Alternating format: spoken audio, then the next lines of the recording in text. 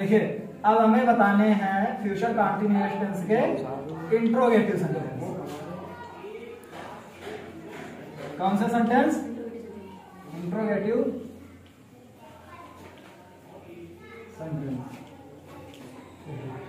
Interrogative sentence इसकी हिंदी होती है, क्या होती है? प्रश्न वाचक वाक्य।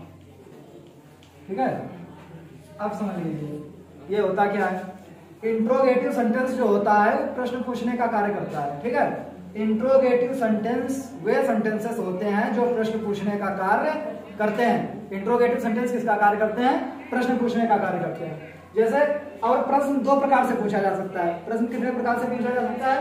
दो प्रकार से। नंबर एक होता है आपका yes no type, yes no type. ठीक है, दूसरा WH टाइप। ठीक है, यस नो टाइप और WH टाइप। ये क्या होता है? Yes no type interrogative sentences और WH टाइप इंट्रोगेटिव सेंटेंसेस। ठीक है, अब देखिए यस नो टाइप में ऐसे प्रश्न आते हैं जिनका आंसर हम यस या नो में दे सकते हैं। ठीक है, यस और नो में दे सकते हैं। जैसे आ जाए क्या वह पढ़ रहा होगा, तो इसका जो है हम आंसर यस या नो में दे सकते हैं। और वह क्यों पढ़ रहा होगा, इसका आंसर हम यस या नो में नहीं दे सकते हैं। तो जितने भी प्रश्न होते हैं केवल दो प्रकार से पूछे जाते हैं। जितने भी प्रश्न होते हैं केवल दो ही प्रकार से, एक तो यस नो टाइप, एक ऐसे हमसे प्रश्न पूछे जा सकते हैं जिनका आंसर हम यस या नो में दे सके, एक ऐसे प्रश्न पूछे जाते हैं जिनका आंसर हम यस या नो में ना दे सकें। ठीक है, जैसे देख लीजिए दोनों एग्जांपल देखेंगे। देखो पहले यस नो टाइप का एक बोलिए, एक वाक्य कोई बोलो, वाक्य एक यस नो टाइप का एक वाक्य बोलो। यस नो टाइप का,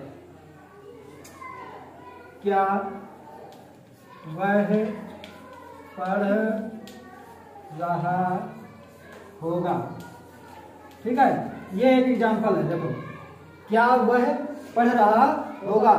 इंट्रोगेटिव सेंटेंस पहचानने के लिए सबसे पहले हम लोग वाक्य के अंत में आते हैं और देखते हैं कि क्वेश्चन मार्क लगा हुआ है कि नहीं लगा हुआ है।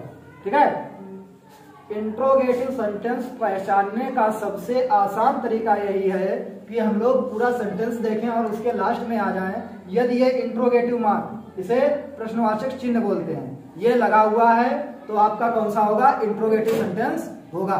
ठीक है, सबसे पहले। और यदि यस नो टाइप का इंट्रोगेटिव सेंटेंस है तो हिंदी वाले वाक्य में स्टार्टिंग में क्या होगा और इंग्लिश वाले वाक्य में सबसे पहले क्या होगी? हेल्पिंग वर्ब होगी। ठीक है, अब यहाँ पर हम लोग क्या की अंग्रेजी व्हाट नहीं लगाने वाले हैं। क्यों नहीं लगाएंगे? क्योंकि रॉन्ग हो जाएगी। सबसे पहले यहाँ पर क्या लिखेंगे?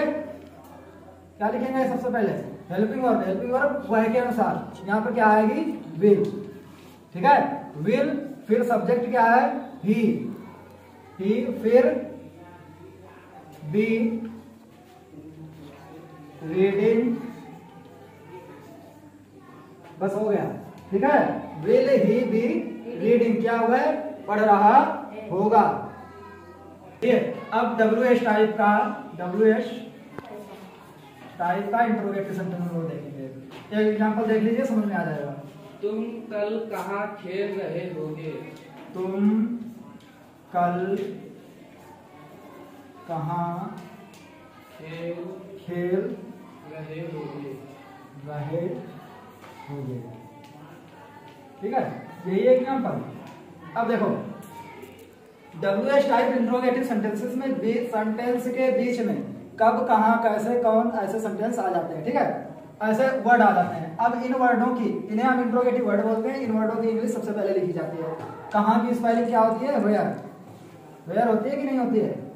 अब देखो वेयर, फिर हेल्पिंग वर्ब लगाई जाती है। हेल्पिंग वर्ब क्या आएगी तुम के अनुसार? यहाँ पर विल, यू, फिर बी, फिर खेलना की क्या होती है? प्ले होती है। प्लेइंग हो जाएगा मेन वर्ब की ING फॉर्म, प्लेइंग। और कल की क्या होगी? Tomorrow, TOMORROW, question mark. इसे बना लीजिए। ठीक है, ये हो गया interrogative sentence. Future continuous tense के अफर्मेटिव सेंटेंस, नेगेटिव सेंटेंस और इंट्रोगेटिव सेंटेंस हो गए हैं। उम्मीद करते हैं समझ में आ गए होंगे। अगर नहीं समझ में आए हैं तो कमेंट करिए, फिर से समझाएंगे। ठीक है, अगर ये समझ में आता है आप लोगों को, इंग्लिश ये समझ में आ रही है, सभी टेंसेस समझ में आ रहे हैं, तो हमारे चैनल को सब्सक्राइब करें, लाइक करें और अपने दोस्तों में शेयर करें।